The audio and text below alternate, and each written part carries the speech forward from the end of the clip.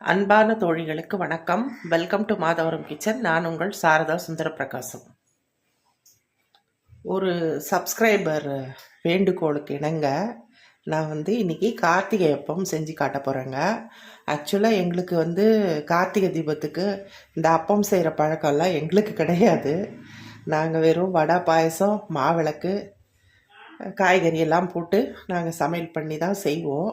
ஆனால் நான் இன்றைக்கி அவங்களுக்காக ஒரு கார்த்திகை அப்பம் செஞ்சு காட்டுறேன். அதுக்கு ஃபஸ்ட்டு தேவையான பொருட்கள் என்னன்னு பார்த்துடலாம். நான் இந்த டம்ளரால் ஒரு டம்ளர் பச்சரிசி, அதில் ஒரு 10 முந்திரி பருப்பு போட்டு கழுவி நல்லா 3 தடவை கழுவி ஊற வச்சுருக்கேங்க. இது இப்படியே இருக்கட்டும். எந்த டம்ளரால் நம்ம அரிசி எடுத்தோமோ அதே டம்ளரால் ஒரு டம்ளர் வெல்லம்.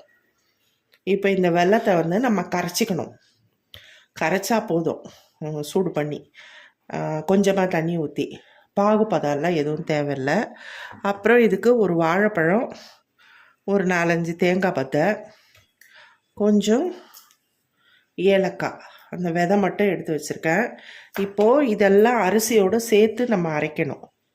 இந்த தேங்காய், இந்த வாழைப்பழம், இந்த ஏலக்காய் தூள், ஏலக்காய் விதை, இந்த அரிசி, இந்த முந்திரி, இதெல்லாம் நம்ம சேர்த்து அரைச்சிட்டு அதுக்கப்புறம் இந்த வெள்ளை கரைசலை எடுத்து அதில் ஊற்றி நம்ம மறுபடியும் நல்லா அரைச்சி அதுக்கப்புறம் நம்ம சுட ஆரம்பிக்கணும்.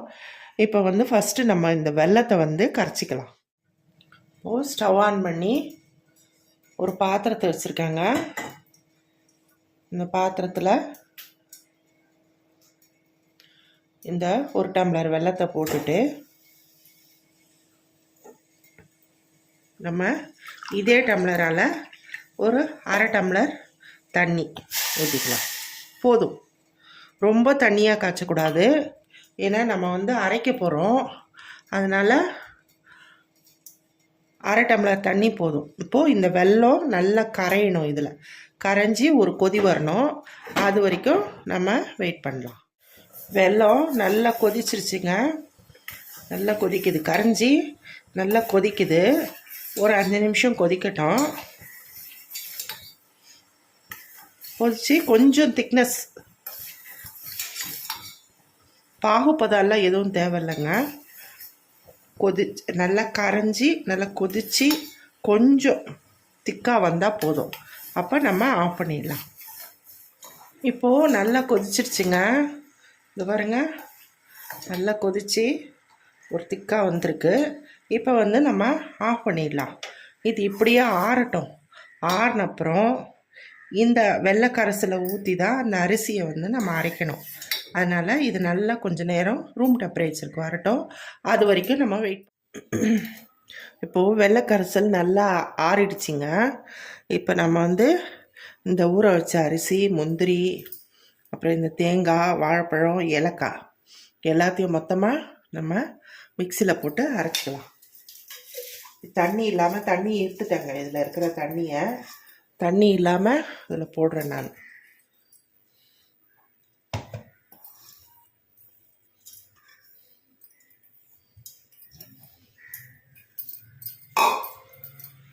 இப்போது இந்த ஏலக்காய் விதையை இதில் போடுறேன்.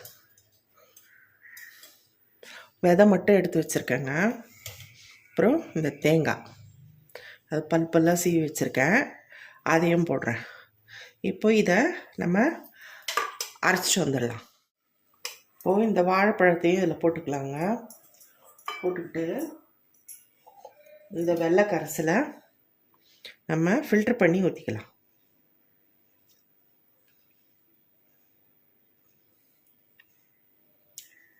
முக்கால்வாசி ஊற்றிருக்கேங்க. நம்ம பார்த்துக்கிட்டு நம்ம மறுபடியும் ஊற்றிக்கலாம்.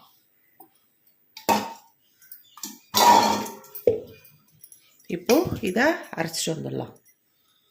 இன்னும் கொஞ்சம் வெள்ளை கரைசல் இருக்குல்ல, அதையும் ஊற்றிக்கலாங்க. மொத்தத்தையும் ஊற்றிடலாம். ஊற்றிட்டு நல்லா ஃபைன் பேஸ்ட்டாக நம்ம அரைச்சிட்டு வந்துடலாங்க. அவ்வளோதாங்க, அரைச்சிட்டோங்க. அதை பாருங்கள், இட்லி மாவு பதத்துக்கு இருக்குது. அந்த வெள்ளை கரைசல் எல்லாம் ஊற்றி அரைச்சிட்டேன். இப்போது இதில் நம்ம கொஞ்சமாக ஒரு சிட்டிகை சால்ட்டு போட்டுக்கலாம். அப்புறம்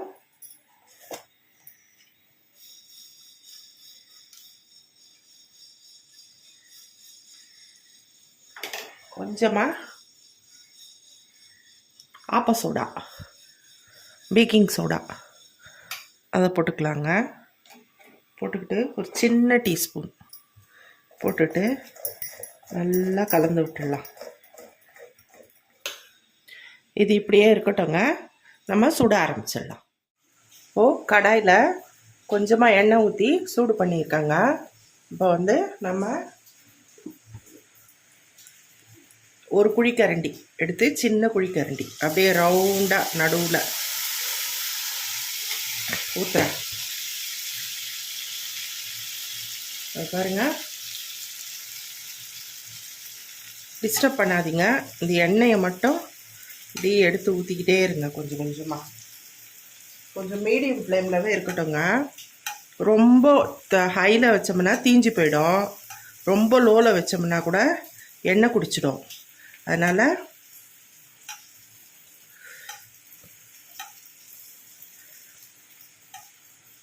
இப்போது திருப்பி போடலாம்.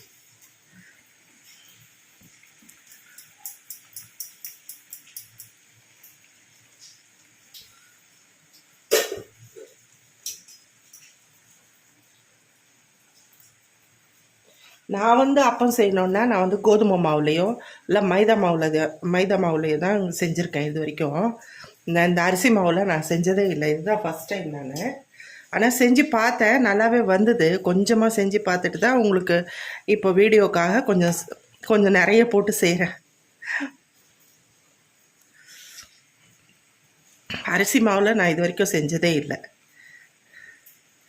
நான் கோதுமை மாவு, மைதா மாவு, வாழைப்பழம், இதே மாதிரி வாழைப்பழம், வெல்லம் எல்லாம் போட்டு ஏலக்காய் போட்டு செஞ்சுருக்கேன்.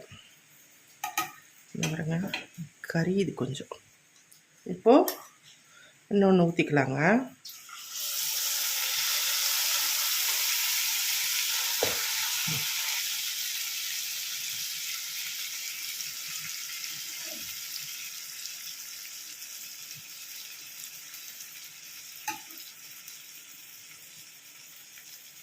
சென்னையில் பயங்கரமாக மழை பெஞ்சிக்கிட்டே இருக்குதுங்க.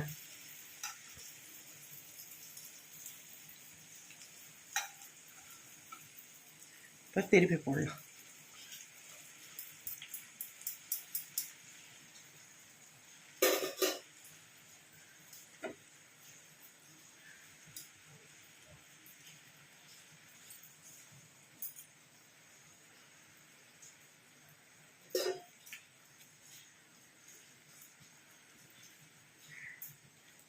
கொஞ்சம் மீடியம் ஃப்ளேம்லவே வச்சு இது பண்ணுங்கள். அப்போ தான் உள்ளேயும் வேகம், உங்களுக்கு வெளியிலையும் நல்லா உப்பி வரும்.